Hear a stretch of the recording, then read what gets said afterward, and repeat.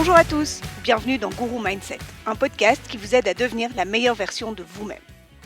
2 fois par semaine, je traite de sujets auxquels nous sommes confrontés dans la vie de tous les jours et je vous donnerai différentes techniques pour affronter chaque situation et renforcer votre mindset. Ces techniques sont un condensé de formations, de coaching, de livres et de méthodes que j'ai rassemblées tout au long de ma carrière pour vous aider à gagner du temps et que vous puissiez vous construire un état d'esprit en béton armé. Allez, aujourd'hui, on va comprendre pourquoi se donner à 101% sur une seule chose définit en fait la façon dont vous faites toutes les autres choses. Comme toujours, je préfère vous illustrer une technique sur base d'un exemple concret. À presque 40 ans, je me suis dit qu'il était grand temps que je me remette au sport. Entre une vie professionnelle surchargée, mes 2 enfants, mon mari et notre vie sociale assez active, j'ai vécu de façon un peu trop épicurienne pendant des années et il était grand temps que je me reprenne en main.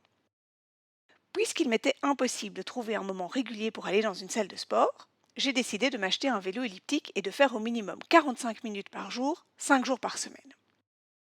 Au tout début, c'était très motivant. Je me levais tôt, j'enfilais ma tenue de sport, j'attrapais mon téléphone et mes écouteurs et je gambadais joyeusement au rythme de ma musique ou plongeais dans des podcasts. Et puis un jour, j'ai mal dormi.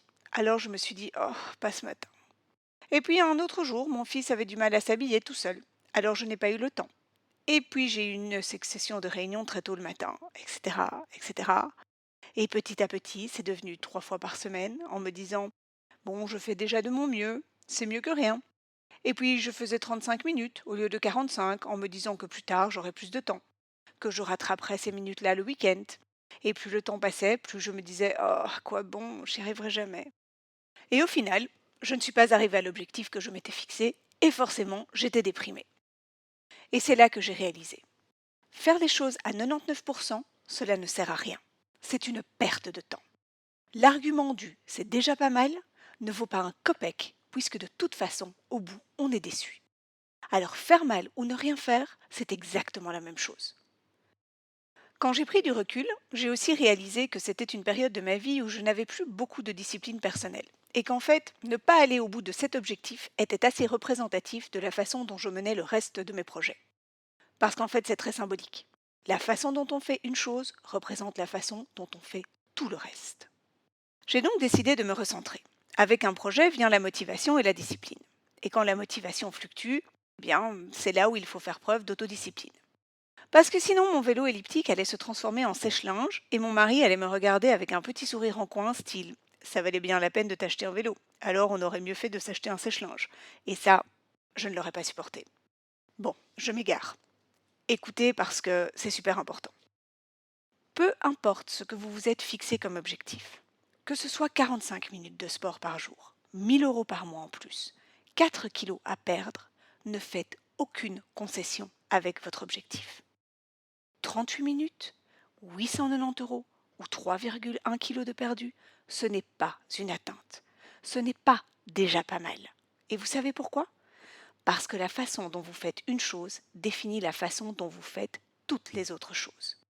Et y être presque, ce n'est pas y être. Si vous trichez avec vous-même, vous tricherez avec le reste et vous ne vous sentirez jamais comme quelqu'un qui accomplit les choses, comme quelqu'un qui va jusqu'au bout de ses projets. Et moi, personnellement, c'est quelque chose que je refuse. Alors prenez du recul. Si vous n'arrivez pas à atteindre votre objectif, êtes-vous sûr que celui-ci est bien fixé ? Pour ma part, j'ai réalisé que pour atteindre mon objectif personnel, je n'avais pas appliqué le b.a.-ba de la façon dont on établissait un objectif professionnel. Mon objectif n'était pas SMART. Est-ce que vous connaissez la méthode SMART ? C'est une méthode utilisée depuis les années 80, particulièrement dans le domaine du project management. C'est un acronyme dont chaque lettre signifie un mot qui définit si le projet qu'on se fixe est réalisable ou complètement utopique. Le S signifie spécifique. Mon projet est-il assez défini ? Dans mon cas, avec mes 45 minutes 5 fois par semaine, il me manquait mon objectif final et la durée de cette discipline. J'avais donc toutes les chances de voir ma motivation faillir puisque je ne savais pas ce que je voulais atteindre exactement ni en combien de temps. Le M signifie mesurable. Exactement comme mentionné dans spécifique, comment allais-je savoir si mon objectif était atteint alors qu'il n'était pas correctement fixé et que je ne m'étais pas donné une limite dans le temps pour l'atteindre ? A signifie atteignable. Est-ce que 5 fois par semaine était vraiment atteignable ? Était-ce vraiment établi en ligne avec ma réalité ? Et est-ce que 3 fois par semaine minimum, n'était-ce pas ce que je pouvais réellement offrir en connaissant mon emploi du temps? R signifie réaliste. À nouveau, la façon dont je m'étais laissé dépasser par ma motivation n'était pas du tout réaliste avec les possibilités de ma vie réelle. Et T signifie temporellement défini. Vu que mon objectif n'était pas clair et n'était pas temporellement défini, il n'y avait en fait aucune fin pour constater les résultats. J'avais donc toutes les chances pour que ma motivation s'effondre. J'ai donc décidé de redéfinir mon objectif. 45 minutes au minimum 3 fois par semaine pour perdre 500 grammes par semaine, me concentrer sur une partie du corps à muscler à la fois et faire un bilan chaque premier du mois. Et ça a tout changé. Je ne donne plus 99%, mais bien 101% de moi-même. Si mon emploi du temps me le permet, je fais plus. Je ne m'arrêterai plus jamais à 43 minutes, même si c'est dur. Mais surtout, si je le peux, j'en ferai 46. Pourquoi? Parce que je me répète comme un mantra, la façon dont je fais une chose définit la façon dont je fais toutes les choses.